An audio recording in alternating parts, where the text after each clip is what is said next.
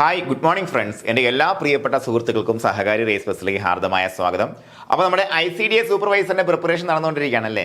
നമ്മൾ child development theories ആണ് പഠിച്ചുകൊണ്ടിരിക്കുന്നത്. പ്രധാനപ്പെട്ട മൂന്നാമത്തെ theory Bruner's idea of knowledge acquisition അല്ലേ. ബ്രൂണറുടെ idea of knowledge acquisition. Actually ഈ തിയറി എന്ന് പറയുമ്പോൾ അല്ലെങ്കിൽ ബ്രൂണർ തിയറി എന്ന് പറയുമ്പോഴത്തേക്കും കുറച്ച് വൈഡാണ്. ബ്രൂണറുടെ മാത്രമല്ല, നമുക്ക് ഈ കോഗ്നിറ്റീവ് ഡെവലപ്മെന്റ് തിയറി പഠിക്കുമ്പോഴത്തേക്കും മിക്കവാറുള്ള എല്ലാ തിയറീസും ലേണിംഗുമായിട്ട് വളരെയധികം എന്ത് ചെയ്തിരിക്കുന്നു, കോറിലേറ്റ് ചെയ്തിരിക്കുന്നു.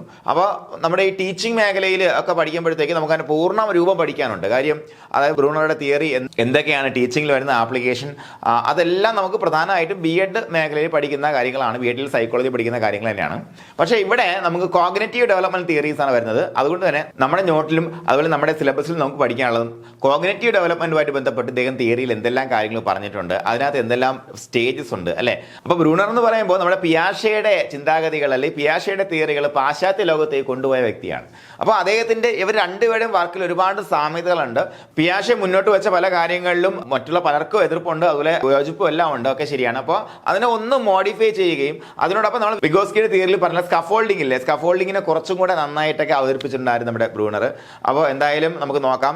ഇവിടെ ഇങ്ങനെ സാധനം കാണുകയാണെന്നുണ്ടെങ്കിൽ നോക്കാം, ഈ രണ്ടും സാധനങ്ങൾ നമുക്ക് ഇവിടെ പഠിക്കാനുള്ള ശരിക്കും പേര് തന്നെ Brunner's idea of knowledge acquisition ആണ്. അതുപോലെ ഡിസ്കവറി അപ്രോച്ച്. നമുക്ക് ഡിസ്കവറി അപ്രോച്ച് എന്ന് പലപ്പോഴും നമുക്ക് ഈ തിയറിയെ പറയാറുണ്ട്. കാരണം നമ്മുടെ പഠനത്തിൽ അല്ലെങ്കിൽ കുട്ടികളെ പരിശീലിപ്പിക്കുന്ന കാര്യങ്ങളിൽ ഒരു ഡിസ്കവറി അപ്രോച്ച് കൊണ്ടുവരാൻ വേണ്ടി മുന്നോട്ട് വന്ന ആളാണ് ബ്രൂണർ എന്ന് പറയുന്നത്. അതുപോലെ കുട്ടികളെ പഠിപ്പിക്കുന്നതിൽ കൺസെപ്റ്റ് അറ്റൈൻമെന്റ്, അങ്ങനെയും നമുക്ക് ഈ തിയറി എന്ത് ചെയ്യാൻ പറ്റും, വിശേഷിപ്പിക്കാൻ പറ്റും. അതായത് കുട്ടികളിൽ സ്വന്തമായിട്ട് അല്ലെ. നമുക്ക് സ്കഫോൾഡിംഗ് പഠിപ്പിച്ചപ്പോൾ നമ്മൾ പറഞ്ഞിട്ടുണ്ട്. എന്താണ് സ്കഫോൾഡിംഗ് എന്ന് പറയുമ്പോഴത്തേക്കും നമ്മുടെ ആ ഒരു ആക്ച്വൽ ഡെവലപ്മെന്റിൽ നിന്നും അല്ലെ പ്രോക്സിമൽ ഡെവലപ്മെന്റ് സ്റ്റേജിൽ ഇങ്ങനെ എന്താണ് രൂപപ്പെടുത്തിയെടുക്കുന്ന ഒരു പ്രക്രിയയാണ് സ്കഫോൾഡിംഗ് എന്ന് പറയുന്നത്.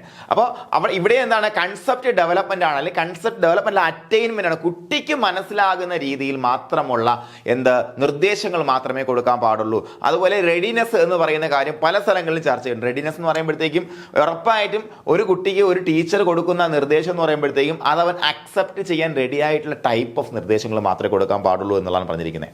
അപ്പോൾ അതിനെക്കുറിച്ചെല്ലാം വിശദമായിട്ട് നോക്കുന്നില്ല. കാര്യം നമ്മളിപ്പോൾ ഇതൊരു ടീച്ചിങ് ക്ലാസ് അല്ല, ഇതെന്താണ് നമ്മുടെ കോഗ്നിറ്റീവ് ഡെവലപ്മെന്റ് മാത്രമാണ് നമ്മൾ നോക്കുന്നത്. ഓക്കെ, കോഗ്നിറ്റീവ് ഡെവലപ്മെന്റ് ബന്ധപ്പെട്ട് അദ്ദേഹത്തിന്റെ സംഭാവന, അദ്ദേഹത്തിന്റെ തിയറി പറഞ്ഞിരിക്കുന്ന കാര്യങ്ങൾ മാത്രമാണ് നമ്മളിവിടെ ചർച്ച ചെയ്യുന്നത്. അപ്പോൾ നമുക്ക് ഫസ്റ്റ് സ്ലൈഡ് നോക്കാം. ജെറോം എസ് ബ്രൂണർ അല്ലെ. ജെറോം എസ് ബ്രൂണർ 915 ജനിച്ചു. അദ്ദേഹം 2010 മരിച്ചുപോയി.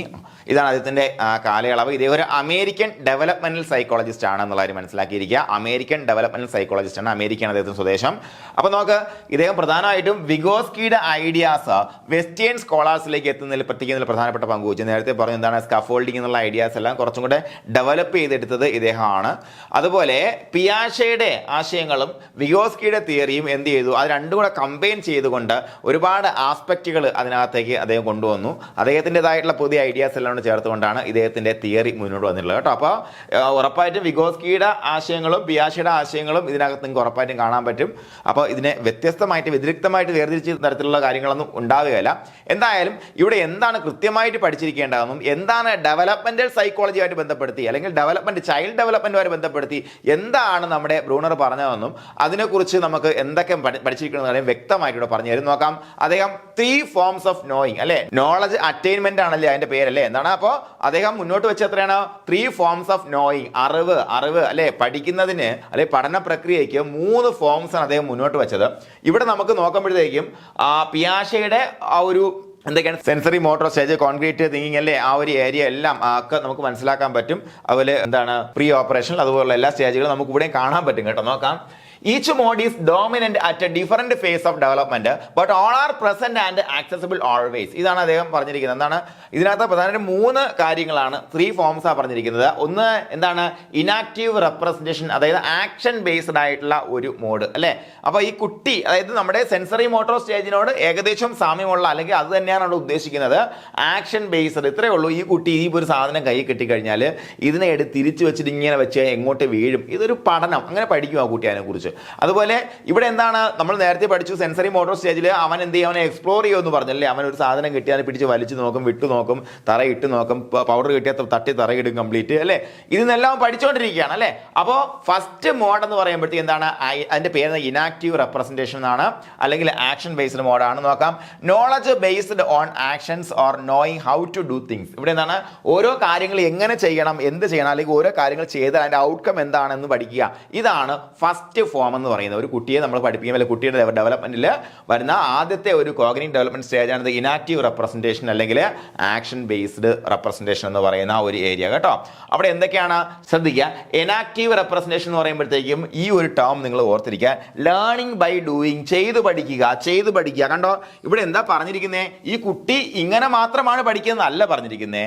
ആ കുട്ടിയെ സംബന്ധിച്ചിടത്തോളം ഏകദേശം 2 വയസ്സിൽ താഴെയുള്ള കുട്ടിയെ സംബന്ധിച്ചിടത്തോളം എന്താണ് ഏറ്റവും കൂടുതൽ ഡോമിനന്റ് ആയത് ദിസ് ടൈപ്പ് ഓഫ് ലേണിംഗ് ആണ് അല്ലേ. ഈ ടൈപ്പ് ഓഫ് ലേണിംഗ് ആണ് ഏറ്റവും കൂടുതൽ ഡോമിനന്റ് ആയിട്ടുള്ളത്. അത് കഴിഞ്ഞാൽ ഈ കുട്ടി ഇങ്ങനെ പഠിക്കില്ല എന്ന് ഒരിക്കലും അതിന്റെ അർത്ഥമില്ല. അത് കഴിഞ്ഞാൽ അതിന്റെ ത്രൂ ഔട്ട് ലൈഫിൽ എന്തുണ്ടായിരിക്കും? ഈ എനാക്റ്റീവ് റെപ്രസെന്റേഷൻ ഉണ്ടായിരിക്കും.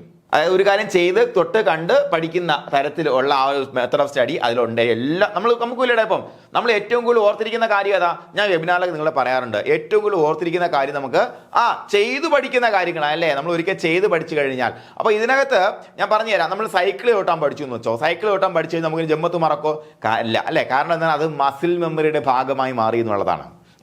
ഈ കുട്ടി ഈ ചെറിയ കാലയളവിലും എന്താണ് ഈ ചെയ്ത് പഠിത്തമാണ് അവന്റെ മെയിൻ പരിപാടി. മനസ്സിലായില്ലേ? ചെയ്ത് പഠിത്തം. അതായത് നമുക്ക് ചിലപ്പോൾ ഒരു കിളിക്കിട്ട് ഇങ്ങനെ കിളിക്കൊണ്ടിരിക്കും. കിളിക്ക് വാങ്ങിച്ചാൽ ചിലപ്പോൾ അവൻ ഇങ്ങനെ കിളിക്കൊണ്ടിരിക്കും. അത് അവനെ സംബന്ധിച്ചൊരു മസിൽ മെമ്മറി ആയിട്ട് മാറി എന്നുള്ളതാണ്. അപ്പോൾ നമ്മൾ ഡ്രൈവിംഗ് പഠിച്ചു കഴിഞ്ഞാൽ നമുക്ക് പിന്നെ ഒരു ബ്രെയിനിന്റെ ഇൻവോൾവ്മെന്റ് ഇല്ലാതെ നമുക്ക് എന്ത് ചെയ്യാൻ പറ്റും? ഡ്രൈവ് ചെയ്യാൻ പറ്റും അല്ലേ. അതെന്താണ്? ചെയ്ത് പഠിക്കുന്നതിന്റെ ഗുണമാണ്. ഒരു മസിൽ മെമ്മറി എന്ന് പറയുമ്പോഴത്തേക്കും മസിൽ മെമ്മറി ക്രിയേറ്റ് ചെയ്യുന്ന റെപ്രസെന്റേഷൻ മെത്തേഡ് എന്ന് പറയുമ്പോൾ ഇനാക്റ്റീവ് റെപ്രസെന്റേഷൻ മെത്തേഡുള്ള അല്ലെങ്കിൽ ആക്ഷൻ ബേസ്ഡ് ആയിട്ടുള്ള സ്റ്റഡി മൂലമാണെന്നുള്ളത് മനസ്സിലാക്കി വെച്ചേക്കുക. ഇത് ഏറ്റവും കൂടുതൽ പ്രൊഫൗണ്ട് ആയിട്ട് നിൽക്കുന്നത് ഏർലി ഡെവലപ്മെന്റ് സ്റ്റേജസിലാണ്. ഏറ്റവും കൂടുതൽ നമ്മളിലും ഉണ്ട്.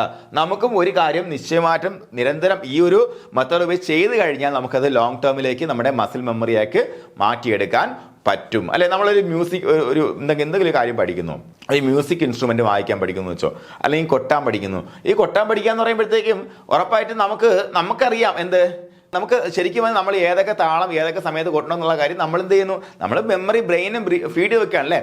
ബ്രെയിനിൽ ഫീഡ് വെക്കും. പിന്നെ നമ്മൾ താളം മാത്രം നമ്മളിങ്ങനെ ഏത് താളത്തിലേക്ക് പോകണമെന്ന് മാത്രം ചിന്തിച്ചാൽ അത് കൈ അറിയാതെ കൊട്ടിക്കോളും. അതാണ് പരിപാടി. അപ്പോൾ ആ പരിപാടി തുടങ്ങുന്നതും ഏറ്റവും കൂടുതൽ പ്രൊഫൗണ്ടായി നിൽക്കുന്നത് എപ്പോഴാണ്? ഈ കുട്ടിയുടെ ഈ ഒരു സമയത്താണ്. അക്കോർഡിംഗ് ടു ബ്രൂണറുടെ അഭിപ്രായ പ്രകാരം. They learn by physical actions and storing things in memory അല്ലെ. അവ എങ്ങനെ ഫിസിക്കൽ ആക്ഷൻസ് വഴി പഠിക്കുന്നു, അത് മെമ്മറിയിൽ സൂക്ഷിക്കുന്നു. ഇനി എന്താ? Iconic knowledge. ഞാൻ നിങ്ങളടുത്ത് പഠിക്കാൻ പറയുമ്പോഴത്തേക്കും വെബിനാറിൽ ഏറ്റവും കൂടുതൽ എഫക്റ്റീവ് ആയിട്ടുള്ള മെത്തേഡ് ഓഫ് സ്റ്റഡി എന്ന് പറയുമ്പോഴത്തേക്കും ഒരു കാര്യം ചെയ്ത് പഠിക്കലാണ്. പക്ഷേ PSCക്ക് വേണ്ടി പഠിക്കുമ്പോഴത്തേക്കും നമുക്ക് എന്ത് ചെയ്യാൻ പറ്റത്തില്ല? ചെയ്ത് പഠിക്കാൻ ബുദ്ധിമുട്ടാണ് അല്ലേ. അപ്പോൾ നോക്കുക, രണ്ടാമത്തെ ലെവലിൽ, അതായത് ഈ ഒരു ലെവലിൽ, അതായത് നമ്മുടെ ഒരു കോൺക്രീറ്റ് ഓപ്പറേഷൻ സ്റ്റേജിൽ എന്ന് പറയുമ്പോഴത്തേക്കും ആ ഒരു സ്റ്റേജൊക്കെ വരുന്ന കുട്ടിയാണ് കേട്ടോ. കോൺക്രീറ്റ് ഓപ്പറേഷൻ സ്റ്റേജ് അല്ലെങ്കിൽ പ്രീ ഓപ്പറേഷൻ സ്റ്റേജിലൊക്കെ മിക്സപ്പ് ആയി വരുന്നു ഈ ഐക്കോണിക് നോളജ് എന്ന് പറയുന്നത്. അപ്പോൾ ഈ ഒരു ലെവലിൽ വരുന്ന, അതായത് ഇമേജ് ബേസ്ഡ് ആയിട്ടുള്ള സംഗതികളാണ്. ഇമേജ് ബേസ്ഡ് ആയിട്ട് ഇവന് കാര്യങ്ങൾ പ്രോസസ് ചെയ്തെടുക്കാൻ പറ്റും എന്നുള്ളതാണ്. അതായത് ഉദാഹരണം പറഞ്ഞു കഴിഞ്ഞാൽ ഒരു കേക്ക് നമ്മൾ എടുത്തു വയ്ക്കുന്നു വെച്ചോ. ഒരു കേക്ക്, ബർത്ത്ഡേ കേക്ക്. ഈ ബർത്ത്ഡേ കേക്കിനെ നമ്മൾ രണ്ടായിട്ട് മുറിച്ചു കഴിഞ്ഞാൽ ഇവന് പകുതി അവൻ കഴിച്ചു കഴിഞ്ഞാൽ അതിന്റെ പകുതി അവന്റെ കയ്യിലുണ്ടെന്ന് അവന് അറിയാൻ പറ്റും. അതാണ് ഈ കുട്ടിയുടെ ലെവൽ ഓഫ് തിങ്കിങ് എന്ന് പറയുന്നത്. അതുകൊണ്ടാണ് നമ്മൾ ഇനാക്റ്റീവ് റെപ്രസെന്റേഷൻ അല്ലെങ്കിൽ ആക്ഷൻ ബേസ്ഡ് റെപ്രസെന്റേഷൻ മോഡൽ എന്ന് പറയുന്നത്. ഓക്കെ, കുറച്ചുകൂടി സിമ്പിൾ ആയിട്ട് പറയാം. ഈ കുട്ടി, അതായത് ഇത്രയും വളർന്ന കുട്ടി, അല്ലെങ്കിൽ ഐക്കോണിക് നോളജ് ആ സ്റ്റേജിൽ നിൽക്കുന്ന കുട്ടി, അല്ലെങ്കിൽ ഇമേജ് ബേസ്ഡ് ആയിട്ടുള്ള ലേണിംഗ് സ്റ്റേജിൽ നിൽക്കുന്ന കുട്ടിയെ സംബന്ധിച്ചിടത്തോളം ഇവന്റെ കയ്യിൽ ഇത് വേണമെന്നില്ല. മനസ്സിലായോ? അവന് എന്ത് വേണമെന്നില്ല? ഈ കേക്ക് കാണണമെന്ന് നിർബന്ധമല്ല. എന്താണ്? അവനൊരു പടം വരച്ചിട്ട് എന്ത് പറയുന്നുണ്ട്? നമ്മൾ അവനെ ആ ഒരു സ്റ്റേജിക്കുന്ന കുട്ടിയെ സംബന്ധിച്ചിടത്തോളം മോനെ ഇതൊരു കേക്കാണ്, ഈ കേക്കിന് ഞാൻ 4ആയിട്ട് ഭാഗിച്ചായിട്ട് സങ്കല്പിച്ചിട്ട് ഇത് നീ കഴിച്ചു, ഇനി നിന്റെ കയ്യിൽ എത്ര ഭാഗങ്ങളുണ്ട്? 3 ഭാഗമുണ്ടെന്ന് അവന് പഠിക്കാൻ പറ്റും. ഇതാണ് ഇമേജ് ബേസ്ഡ്. ഇത്ര മനസ്സിലാക്കിയാൽ മതി. Based on representing knowledge through visual imagery. അതായത് this level അല്ലെ ഐക്കോണിക് നോളജ് അല്ലെ ഇമേജ് ബേസ്ഡ് ലെവൽ എന്ന് പറയുമ്പോൾ that is based on representing knowledge through visual imagery. ഇവിടെ എന്താണ്? നോളജ് എങ്ങനെ റെപ്രസെന്റ് ചെയ്യുന്നത്? ഒരു കാര്യം ചെയ്യുന്ന വഴിയാണ് റെപ്രസെന്റ് ചെയ്യുന്നത്, അതുവഴിയാണ് പഠിക്കുന്നത്. ഇവിടെ എന്താണ്? ഇമേജുകളിലൂടെ അല്ലെങ്കിൽ ഐക്കോൺസിലൂടെ ഇവൻ എന്ത് ചെയ്യാൻ പറ്റും? നോളജ് എക്സ്പ്രസ് ചെയ്യാൻ പറ്റും എന്നുള്ള കാര്യം മനസ്സിലാക്കിയിരിക്കുക. ശ്രദ്ധിക്കുക. അതുപോലെ learning can be obtained through using models and pictures അല്ലേ. ഇതിലൂടെ മോഡൽസിലൂടെയോ പിക്ചേഴ്സിലൂടെയോ എന്താണ് ലേണിംഗ് സാധ്യമാകും എന്നുള്ളതാണ് ഈ സ്റ്റേജിൽ നിൽക്കുന്ന കുട്ടിയുടെ പ്രത്യേകത. നോക്കാം, ഇതും നമ്മളിൽ ഉണ്ട് അല്ലേ. നമുക്കറിയാം ഏറ്റവും എഫക്റ്റീവ്, ഞാൻ പറയുന്നുണ്ട്, ഏറ്റവും എഫക്റ്റീവ് മെത്തേഡ് ഓഫ് സ്റ്റഡി നമ്മൾ എന്താണ്? ഒരു കാര്യം ചെയ്ത് പഠിക്കലാണ്. പിന്നെ അടുത്ത കാര്യം വായിച്ചു പഠിക്കുന്നതിനേക്കാളും നമ്മൾ റെപ്രസെന്റ് ചെയ്ത് പഠിക്കുന്നതിനേക്കാളും പിക്ചർ കണ്ടു പഠിച്ചു കഴിഞ്ഞാൽ നമ്മുടെ മനസ്സിരിക്കും അല്ലേ. അപ്പോൾ ഇത് ഒരു നമ്മുടെ ചെറിയ പ്രായത്തിൽ നമുക്കുണ്ടായിരുന്ന ഒരു കഴിവാണ്.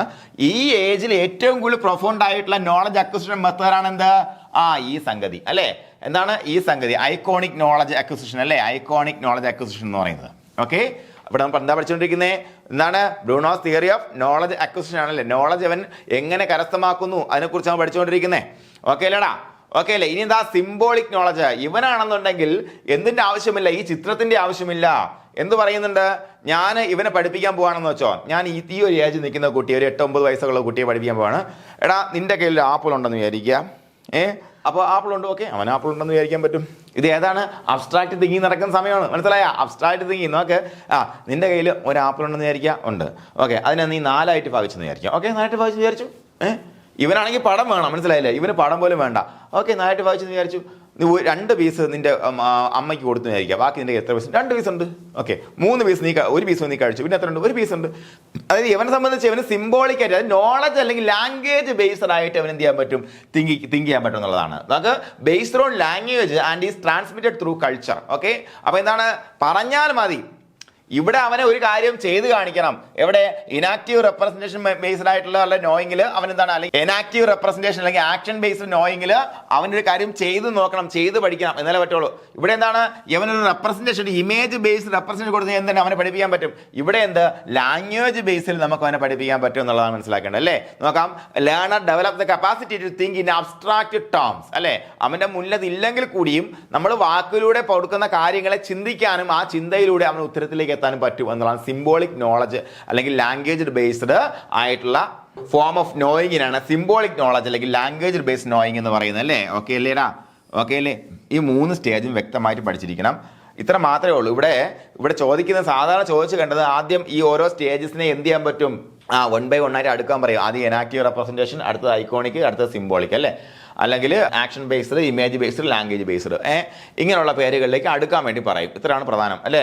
ഇത് നോക്കാം. Based on this 3 stage notion Bruner recommended using a combination of concrete, pictorial and then symbolic activities will lead to more effective learning അല്ലേ. ഇത്തരത്തിലുള്ള ഈ 3 നോഷൻ പ്രകാരമാണ് ഇദ്ദേഹം 3 കാര്യങ്ങൾ നമ്മുടെ ഓരോ ഏജ് ഗ്രൂപ്പിലുള്ള കുട്ടികളെ പഠിപ്പിക്കേണ്ടുന്ന രീതികളെ കുറിച്ച് അദ്ദേഹം വ്യക്തമായിട്ട് എഫക്റ്റീവ് ലേണിംഗ് എങ്ങനെ നടത്തുന്നതിനെ കുറിച്ച് പറഞ്ഞിട്ടുണ്ട്. അതെല്ലാം ലേണിംഗുമായിട്ട് ബന്ധപ്പെടുത്തി BEdനൊക്കെ പഠിക്കാനുള്ള കാര്യങ്ങളാണ്. നമുക്കിവിടെ കോഗ്നിറ്റീവ് ഡെവലപ്മെന്റുമായിട്ട് ബന്ധപ്പെടുത്തി പ്രധാനപ്പെട്ട 3 സ്റ്റേജസ് പറഞ്ഞിട്ടുണ്ട്. ആ 3 സ്റ്റേജസിൽ കുട്ടികൾ എങ്ങനെയാണ് ലാംഗ്വേജ് അല്ലെങ്കിൽ നോളജ് അക്വിസിഷൻ നടത്തുന്നതിനെ കുറിച്ചാണ് പറഞ്ഞത്. എന്താണ്? First type of knowledge acquisition എന്ന് പറഞ്ഞാൽ ഇനാക്റ്റീവ് റെപ്രസെന്റേഷൻ അല്ലെങ്കിൽ ആക്ഷൻ ബേസ്ഡ് ഒരു കാര്യം ചെയ്യുന്നതിലൂടെ പഠിക്കുന്നു. രണ്ടാമത്തത് ഐക്കോണിക് നോളജ് അല്ലെങ്കിൽ ഇമേജ് ബേസ്ഡ് ഒരു പടം കണ്ടു കഴിഞ്ഞാൽ അവൻ എന്താ ആ കാര്യം പഠിക്കാൻ പറ്റും, പടത്തിലൂടെ അവന് പഠിക്കാൻ പറ്റും. മൂന്നാമത്തെ മെത്തേഡ് സിംബോളിക് നോളജ് അല്ലെങ്കിൽ ലാംഗ്വേജ് ബേസ്ഡ് ആയിട്ടുള്ള മെത്തേഡാണ്. ആ മെത്തേഡിൽ അവനെ പറഞ്ഞ് നമുക്ക് പഠിപ്പിക്കാൻ പറ്റും എന്നുള്ളതാണ് അല്ലേ. പറഞ്ഞാൽ മാത്രം മതി, ഇങ്ങനെ ഒരു കേക്ക് ഉണ്ടെന്ന് സങ്കല്പിച്ചാൽ മാത്രം മതിയെന്ന് പറഞ്ഞാൽ അവനെ നമുക്ക് പഠിപ്പിക്കാൻ പറ്റും. അപ്പൊ നമുക്ക് ഇനി ഇതുമായിട്ട് ബന്ധപ്പെട്ട ചോദ്യങ്ങളിലേക്ക് പോകാം. ഈ ചോദ്യങ്ങൾ എന്ന് പറയുമ്പോഴത്തേക്കും മിക്കവാറും ഉള്ള മാക്സിമം സോഴ്സുകൾ ഞാൻ ചൂണ്ടിയെടുത്ത എല്ലാ സോഴ്സിനും പോയി എടുത്ത ക്വസ്റ്റ്യൻസ് ആണ്. അപ്പോൾ ഇതിനപ്പുറത്തേക്ക് ചോദ്യം ഇതുമായിട്ട് ബന്ധപ്പെടുത്തി ചോദിക്കാൻ സാധ്യത കുറവാണ്. എന്നാൽ ബ്രൂണറുടെ തിയറിയായിട്ട് ബന്ധപ്പെടുത്തി ചോദ്യങ്ങൾ നോക്കിക്കഴിഞ്ഞാൽ നിങ്ങൾക്ക് BEdനൊക്കെ പഠിക്കാനുള്ള തിയറിയുടെ അത്രയും ഡെപ്തിൽ നമുക്ക് പോകുകയാണെന്നുണ്ടെങ്കിൽ, അല്ലെങ്കിൽ നമ്മുടെ ടീച്ചിങ് എന്ന് പറഞ്ഞാൽ ലേണിംഗ് എന്ന് പറയുന്ന ആ പ്രോസസിൻ്റെ ഒക്കെ പിറകെ പോകുകയാണെന്നുണ്ടെങ്കിൽ ഒരുപാട് കാര്യങ്ങൾ ക്വസ്റ്റ്യൻ ആയിട്ട് വരും. പക്ഷെ നമുക്ക് ഈ ഒരു ഏരിയയിലും അതുപോലെ ബ്രൂണറുമായിട്ട് ബന്ധപ്പെടുത്തി ബേസിക് ആയിട്ട് വന്നിരുന്ന ക്വസ്റ്റ്യൻസ് എന്തൊക്കെയാണെന്നുള്ള കാര്യവും കോഗ്നിറ്റീവ് ഡെവലപ്മെന്റ് ബന്ധപ്പെടുത്തി വരുന്ന മാക്സിമം ക്വസ്റ്റ്യൻസ് എല്ലാം നമ്മൾ ഉൾപ്പെടുത്തിയിട്ടുണ്ട്. നമുക്ക് നോക്കാം. എന്തായാലും ശ്രദ്ധിച്ചു വായിക്കണം, എന്നാലേ ഉത്തരത്തിലെത്താൻ പറ്റത്തുള്ളൂ. കാരണം ഞാൻ നേരത്തെ പറഞ്ഞ തിയറിയാണ്. ഓരോ ആൾക്കാരുടെ റെപ്രസെന്റേഷൻ അവർ ചോദ്യങ്ങളാക്കി ചോദിക്കും. നോക്കാം. Among the following, which model is an indirect instructional strategy that uses a structured inquiry process and is based on the work of Jerome Bruner? ഇവിടെ നമുക്ക് ഉത്തരത്തിലേക്ക് എത്താൻ വേണ്ടി ഒറ്റ ടേമാണുള്ള ജെറോം ബ്രൂണർ ആണ് അതിൻ്റെ പിന്നിൽ എന്നുള്ള കാര്യം അല്ലേ. ഇനി ഇതും കൂടെ ഞാൻ പറഞ്ഞുതരാം എന്താണെന്നുള്ള കാര്യം. തുടക്കത്തിൽ ലേണിങ്ങിനെ കുറിച്ച് 1-2 കാര്യങ്ങൾ ഞാൻ പറഞ്ഞിട്ടുണ്ടായിരുന്നു. അപ്പോൾ ഈ താഴെ തന്നിരിക്കുന്നവയിൽ ഏത് മോഡൽ ഓഫ് ടീച്ചിങ് ആണ് ഇൻഡയറക്റ്റ് ഇൻസ്ട്രക്ഷണൽ സ്ട്രാറ്റജി വഴി പ്രവർത്തിക്കുന്നത് എന്നുള്ള കാര്യമാണ് പറഞ്ഞിരിക്കുന്നത്. ഇൻഡയറക്റ്റ് ഇൻസ്ട്രക്ഷണൽ സ്ട്രാറ്റജി നോക്കാം. ഇൻക്വയറി ട്രെയിനിങ് മോഡൽ, അതുപോലെ advanced organiser model, concept attainment model. Concept attainment model എന്ന് പറയുമ്പോഴത്തേക്കും ബ്രൂണറുടെ തിയറിയായിട്ട് ബന്ധപ്പെടുത്തി ഉള്ളൊരു മോഡൽ ഓഫ് ടീച്ചിങ് ആണെന്നുള്ള കാര്യം നേരത്തെ ഞാൻ തുടക്കത്തിൽ പറഞ്ഞിട്ടുണ്ട് അല്ലേ. ഓക്കെ, അപ്പൊ നോക്കാം. താഴെ തന്നിരിക്കുന്നത് എന്താണ്? Indirect instructional strategy. ഇദ്ദേഹത്തിന്റെ ഒരു മെത്തേഡ് എന്ന് പറയുമ്പോഴത്തേക്കും ഞാൻ ചുരുക്കി പറഞ്ഞുതരാം. സ്പൈറൽ, അതായത് സ്പൈറൽ കരിക്കുലം എന്ന് പറഞ്ഞ കൺസെപ്റ്റ് ഇദ്ദേഹത്തിൻ്റെയാണ്. സ്പൈറൽ കരിക്കുലം എന്ന് പറയുമ്പോൾ ഞാൻ കാണിച്ചു തരാം. എന്താണ്, നമ്മൾ ഒരു കുട്ടിയെ കൂട്ടാൻ പഠിപ്പിക്കുക, അല്ലെങ്കിൽ കണക്ക് പഠിപ്പിക്കുന്ന വെച്ചോ.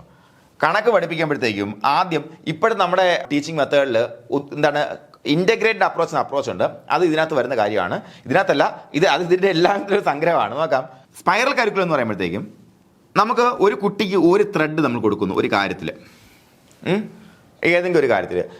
നോക്കൂ രാമു, മുറ്റത്ത് ഒരു മൈന എന്ന് പറയുന്നു. അപ്പോൾ ഒരു മൈനയെ അവിടെ നമ്മൾ കാണിക്കുന്നു വെച്ചോ, ഒരു മൈന ഒരു മൈന ഇവിടെ കാണിച്ചിരിക്കുന്നു. അപ്പോൾ ഈ മൈന പോയിട്ട് വീട്ടിൽ ചെന്നിട്ട് കഥ പറയണമെന്ന് വെച്ചോ. വീട്ടിൽ ചെന്നിട്ട് മൈനയുടെ 2 മക്കളെ പറഞ്ഞു വിട്ടു എന്ന് പറഞ്ഞു. അപ്പോൾ നമുക്ക് നമ്മൾ പറയണം, അപ്പോൾ കുട്ടിയെ കഥ പറയണം. ഇപ്പോൾ 2 കൊച്ചു മൈനയോടെ വരച്ച് കാണിച്ചു. കുറച്ച് കഴിഞ്ഞപ്പോഴത്തേക്കും ഇവർ തീറ്റയൊക്കെ തിന്ന് കഴിഞ്ഞപ്പോഴത്തേക്കും അവരെ കൂട്ടാനായിട്ട് പിന്നെയും ഈ പോയ മൈന, കൂട്ടിൽ പോയ മൈന ഇങ്ങോട്ട് തിരിച്ചു വന്നു എന്ന് പറഞ്ഞു. അപ്പോൾ അവിടെ 3 മൈന.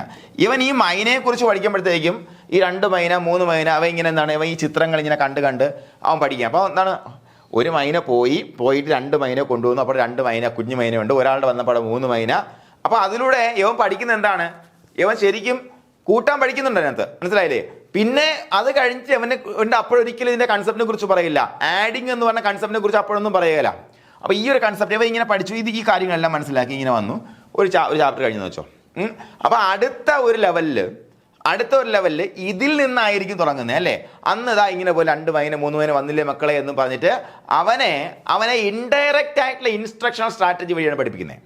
ഇൻഡയറക്റ്റ് ആയിട്ട്.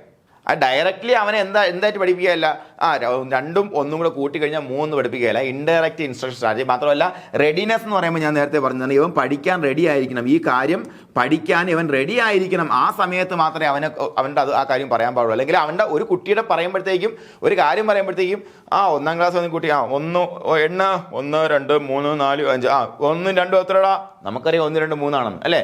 അവന് 1 1 എന്ന് വെച്ചാൽ നമ്മൾ പണ്ട് കൊച്ചു പറഞ്ഞാൽ ഇമ്മിണി വലിയ 1 വലിയൊരു പാടാണ് ബഷീർ പഠിപ്പിച്ചല്ലേ. എന്നാൽ 1 1 എന്ന് വെച്ചപ്പോഴത്തേക്കും കുട്ടി കാണുന്നത് എന്താ, ഇമ്മിണി വലിയ 1 എന്ന് പറയുമ്പോഴത്തേക്കും അത് കുട്ടി അന്ന് ബഷീർ പറഞ്ഞു വെച്ചത് വലിയൊരു ശാസ്ത്ര സത്യമാണ്. എന്താ മക്കളെ, കുട്ടികളെ പണ്ട് പഠിപ്പിച്ചിരുന്നതിൽ ഉണ്ടായിരുന്ന ഏറ്റവും വലിയ തകരാറാണ് ഇമ്മിണി വലിയ 1 കേട്ടോ. അതായത് നമുക്ക് ഇപ്പൊ നമ്മൾ തന്നെ കുട്ടികളോടൊരു കാര്യം പറയുമ്പോഴത്തേക്കും നമുക്ക് തോന്നുന്നത് നമുക്കിത് അറിയാമല്ലോ, അവൻ എന്തുകൊണ്ടെങ്കിലും ചിന്തിച്ചുകൂടാ. കാരണം അവൻ്റെ കോഗ്നിറ്റീവ് ഡെവലപ്മെന്റ് വരുന്ന ഓരോ സ്റ്റേജസ് അങ്ങനെയാണ്. ശരിക്കും ഒരു സ്റ്റേജ് വരുത്താത്ത കുട്ടിയെ സംബന്ധിച്ച് 1 1 പറയുമ്പോഴത്തേക്ക് അവൻ്റെ മനസ്സിൽ കാണുന്നതാണ് ഇമ്മിണി വലിയ 1 ആയിരിക്കും അവൻ കാണുന്നത്, വലിയൊരു 1 കാണുന്നത്. കാരണം എന്താ, അവൻ കണ്ടിട്ടുള്ളത് ഒരു നദിയും മറ്റൊരു നദിയിൽ കൂടി ചേർന്ന് വലിയ ഒരു നദിയാണ് അവൻ കണ്ടിട്ടുള്ളത്, അല്ലേ? അപ്പോൾ എന്താ പറഞ്ഞത്, അവിടെ ഇവൻ പഠിക്കാൻ റെഡി ആയിരുന്നില്ല. അവൻ അതിൻ്റെ ഒരു റെഡിനെസ്സിലേക്ക് അവൻ എത്തിയിട്ടുണ്ടായിരുന്നില്ല. ആ സമയത്ത് അവൻ എന്തിനാണോ റെഡി ആയിരിക്കുന്നത് അത്തരത്തിലാണ് നമ്മൾ നോളജ് കൊടുക്കേണ്ടത്. മനസ്സിലായ? അങ്ങനെ നോളജ് കൊടുത്തതിന് ശേഷം നോക്ക എന്താ ചെയ്യേണ്ടത്, ഇൻസ്ട്രക്ഷണൽ സ്ട്രാറ്റജി എങ്ങനെയായിരിക്കണം, ഇൻഡയറക്റ്റ് ആയിരിക്കണം. നോക്ക അങ്ങനെ ഇതിനാണ് സ്പൈറൽ കരിക്കുലം എന്ന് പറയുന്നത്. ഇത് കഴിഞ്ഞിട്ട് അടുത്ത ലെവൽ ഇത് ഇങ്ങനെ പോകുന്നേ, ഇങ്ങനെ ഇന്റർ കണക്ട് ചെയ്തുകൊണ്ട് കുട്ടിയെ പഠിപ്പിക്കുന്ന തരത്തിലുള്ള ഒരു കരിക്കുലം മെത്തേഡ് അത് കൊണ്ടുവന്ന് അത് സജസ്റ്റ് ചെയ്തത് ബ്രൂണറാണ്. ഓക്കെ, അപ്പൊ നോക്ക്, കൺസെപ്റ്റ് അറ്റൈൻമെന്റ് മോഡൽ എന്ന് ഇദ്ദേഹത്തിന്റെ തിയറിയെ നമ്മൾ വിളിക്കുന്നുണ്ട്. ഈ കൺസെപ്റ്റ് അറ്റൈൻമെന്റ് നോക്കുക, ഇവിടെ കുട്ടി കൺസെപ്റ്റ് അറ്റൈൻ ചെയ്യുകയാണ്, അല്ലേ? അല്ലെങ്കിൽ കുട്ടി ഈ കൺസെപ്റ്റ് അറ്റൈൻ ചെയ്യുന്നതിൽ ഒരു ഹെൽപ്പർ മാത്രമാണ് ആര്, ടീച്ചർ എന്ന് പറയുന്നത്. അത്രേ ഉള്ളൂ. അപ്പോൾ ഇവിടെ അതുകൊണ്ടാണ് ഇതിനെ കൺസെപ്റ്റ് അറ്റൈൻമെന്റ് മോഡൽ എന്ന് പറയുന്നത്. ഇത് കൊണ്ടുവന്ന ആരാണ് മക്കളെ, ജെറോം ബ്രൂണർ ആണ്. ഓക്കെ അല്ലേ? അപ്പോൾ ആരാണ്, ഡി ആണ് ഉത്തരം. ഓക്കെ അല്ലേടാ? അപ്പോൾ ഈ ഒരു സംഗതി നിങ്ങൾ മനസ്സിൽ വെച്ചേക്കണം കേട്ടോ. ഏതാണ് സ്പൈറൽ കരിക്കുലം എന്ന് പറഞ്ഞ കൺസെപ്റ്റ് കൊണ്ടുവന്നത്? അതാരാണ്, ജെറോം ബ്രൂണർ തിയറി പ്രകാരം സ്പൈറൽ കരിക്കുലം. അത് ചിലപ്പോൾ ചോദിക്കും കേട്ടോ, കാരണം അതൊന്നും പഠിക്കാനില്ല നമുക്ക്. എന്നാലും ജെറോം ബ്രൂണറുമായിട്ട് ബന്ധപ്പെട്ട് സ്ഥിരം ചോദിക്കുന്ന ഒരു ഏരിയയൊക്കെയാണ് ഈ പറഞ്ഞ കാര്യങ്ങളൊക്കെ. ഓക്കെ അല്ലേ? ഇനി അടുത്ത് നോക്കാം. The term used by Bruner to describe a form of learning that results from active exploration of alternatives on the part of the learner. ഒന്നുകൂടെ നോക്കാം. ഇതെല്ലാം ആക്ച്വലി ആ ഒരു ടീച്ചിങ് ബേസ് ആയിട്ടുള്ള ക്വസ്റ്റ്യൻസ് തന്നെയാണ്. എന്നാലും അതിനകത്തുനിന്ന് ഏറ്റവും സിമ്പിൾ ആയിട്ട് നമുക്ക് കണക്ട് ചെയ്യാൻ പറ്റുന്ന കാര്യങ്ങളാണ് ഞാൻ എടുത്തിരിക്കുന്നത്. നോക്കാം. The term used by Bruner to describe a form of learning that results from active exploration of alternatives on the part of learner. നോക്ക, active exploration of alternatives on the part of learner, അല്ലേ? നേരത്തെ പറഞ്ഞ അതേ സാധനം. എന്താണ് knowledge acquisition, അല്ലേ? Knowledge acquisition അല്ലെങ്കിൽ എന്താ പറയുന്നത്, കൺസെപ്റ്റ് അറ്റൈൻമെന്റ് മോഡൽ. അതായത് കുട്ടി കൺസെപ്റ്റ് അറ്റൈൻ ചെയ്യണം, അതിനുവേണ്ടി അവൻ ഒരു ആക്റ്റീവ് എക്സ്പ്ലോറേഷൻ നടത്തുകയാണ്. അപ്പോൾ ഡിസ്കവറി ലേണിംഗ് എന്ന് പറയുമ്പോഴത്തേക്കും ഞാൻ നേരത്തെ പറഞ്ഞു കൃത്യമായിട്ടും ബ്രൂണറുമായിട്ട് ബന്ധപ്പെട്ട് നിങ്ങൾ പഠിച്ചിരിക്കണം. ഡിസ്കവറി ലേണിംഗ് ആണ് ഉത്തരം എന്ന് പറയുന്നത് അല്ലേ? എന്താണ് റോട്ട് മെമ്മറൈസേഷനോ കണ്ടീഷനിങ്ങോ സിഗ്നൽ ലേണിംഗ് ഒന്നും അല്ല, ഇത് ഡിസ്കവറി ലേണിംഗ് ആണ്. ആക്റ്റീവ് എക്സ്പ്ലോറേഷൻ, ആ പേര് തന്നെ ആ ഒരു ക്വസ്റ്റിന്റെ ഉത്തരവുണ്ട്. ബ്രൂണർ കണ്ടതുകൊണ്ട് തന്നെ നമുക്ക് അത് എന്തിലേക്ക് പോകാം, പെട്ടെന്ന് ഡിസ്കവറി ലേണിംഗിലേക്ക് പോകാം. ആക്ച്വലി ഇതൊരു BEdന്റെ ക്വസ്റ്റ്യൻ ആണ്. നമുക്ക് ലേണിംഗിന്റെ ഭാഗം അങ്ങനെ പഠിക്കാനില്ല, എന്നാൽ കൂടിയും കോറിലേറ്റഡ് ആയിട്ട് ഇന്റർലേറ്റഡ് ആയിട്ട് നമുക്ക് ഒരുപക്ഷെ കുഴപ്പിക്കാൻ വേണ്ടി തോന്നാൻ സാധ്യതയുള്ള ക്വസ്റ്റ്യൻ, അല്ലെങ്കിൽ ഒരാൾ കണ്ടാലിടാൻ പറ്റുന്ന ക്വസ്റ്റ്യൻ ആണ് കിട്ടുന്നത്. ഓക്കെ, നോക്കാം. Bruner introduce learning method called, ഏത് തരത്തിലുള്ള ലേണിംഗ് മെത്തേഡാണ്? മോട്ടോർ ലേണിംഗ് അല്ല, പെർസെപ്ഷൻ ലേണിംഗ് അല്ല, പ്രോബ്ലം സോൾവിംഗ് അല്ല, ഡിസ്കവറി ലേണിംഗ് അല്ലേ? ഇപ്പൊ പഠിച്ച കാര്യം അത് തന്നെയാണ്. ഡിസ്കവറി ലേണിംഗ് ഇൻട്രൊഡ്യൂസ് ആരാണ്? ബ്രൂണർ ആണ്. ഓക്കെ, അതുപോലെ according to Bruno's theory of cognitive development which of the following is not a mode of thinking? അതായത് താഴത്ത് നിരക്കിൽ ബ്രൂണറുടെ തിയറി പ്രകാരം ഒരു മോഡ് ഓഫ് തിങ്കിങ് അല്ലാത്തത്, എനാക്റ്റീവ് മോഡ് ഓഫ് തിങ്കിങ് ഒരു മോഡ് ഓഫ് തിങ്കിങ് ആണ്. ഐക്കോണിക് അല്ലെ, അല്ലെങ്കിൽ picture based mode of thinking ആണ്. സിംബോളിക് അല്ലെ, സിംബോളിക് എന്ന് പറയുന്ന മോഡ് ഓഫ് തിങ്കിങ് ആണ്. Numeric it's not a mode of thinking. അത് ഇതുമായിട്ട് ബന്ധപ്പെടുത്തിയുള്ള ഒരു മോഡ് ഓഫ് തിങ്കിങ് അല്ല ഈ ന്യൂമറിക് എന്ന് പറഞ്ഞു കഴിഞ്ഞാൽ. അപ്പോൾ ഉത്തരം ഏതാണ്? അല്ലാത്ത ഏതാ മക്കളെ? ബി ആണ് അല്ലേ? ബി ആണ്. ഇനി നോക്കാം. Choose the right order of 3 modes of representation proposed by Jerome's Bruner.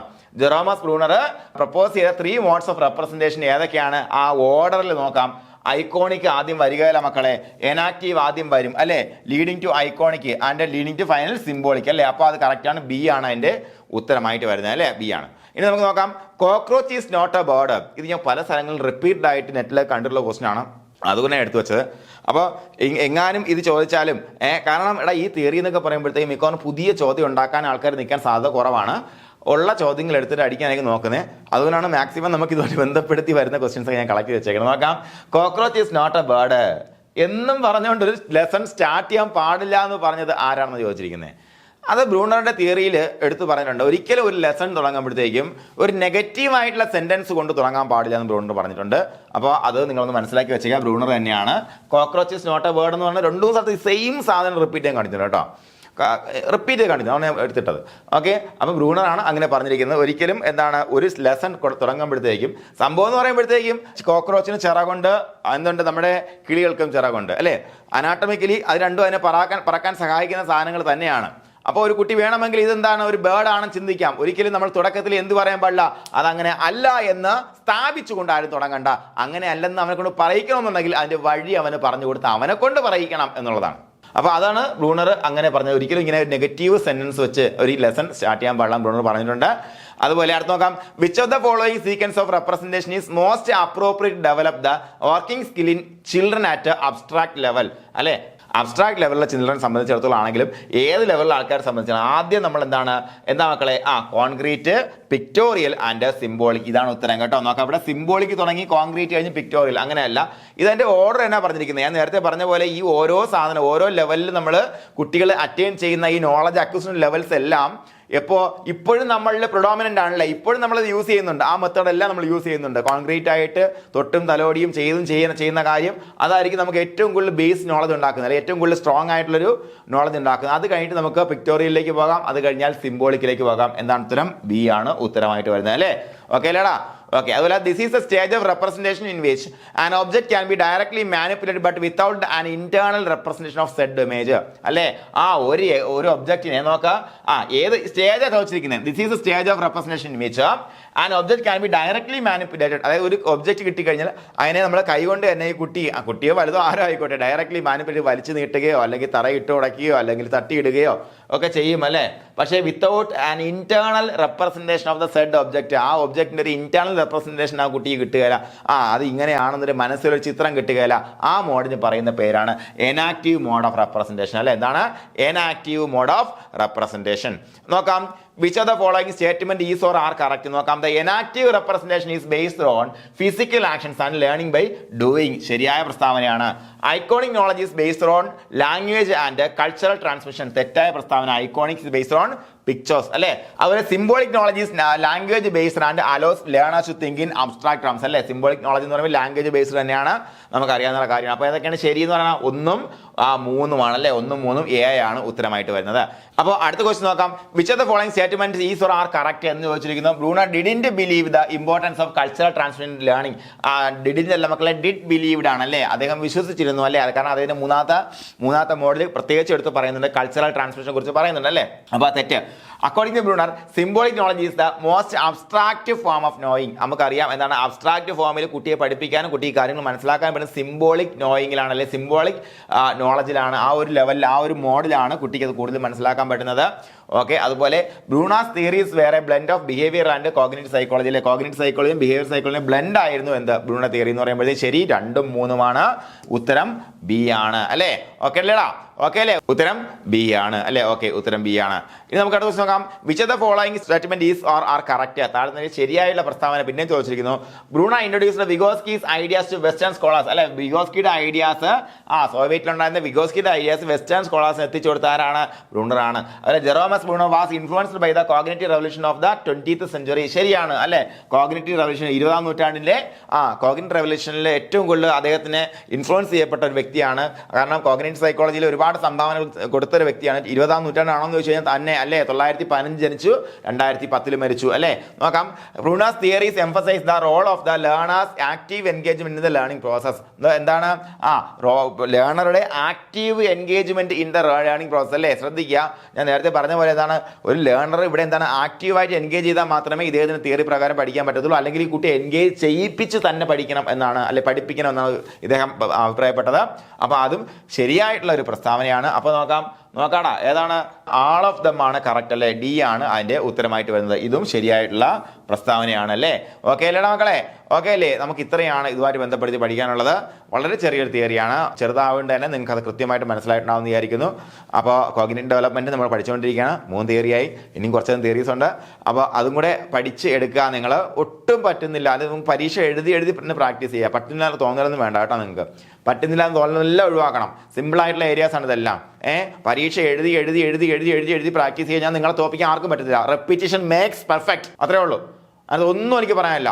Repeat ചെയ്താലേ പറ്റത്തുള്ളൂ. റിപ്പീറ്റ് ചെയ്യുക, റിപ്പീറ്റ് ടിൽ യു സക്സീഡ്. ഇതിൽ നിങ്ങൾ വിശ്വസിക്കണം ഇനിയുള്ള ദിവസങ്ങളിൽ. അങ്ങനെയാണെന്നുണ്ടെങ്കിൽ ഒന്നാം റാങ്ക് 100ൽ 97 മാർക്ക്, ഒരു മാർക്ക് പോലും മേടിക്കാത്ത കുട്ടികൾ പഠിച്ച ഇൻസ്റ്റിറ്റ്യൂഷനാണോ ഇത്? അവരൊക്കെ പഠിച്ച രീതിയാണോ പറയുന്നത്? റിപ്പീറ്റ് ചെയ്ത് പഠിക്കുക.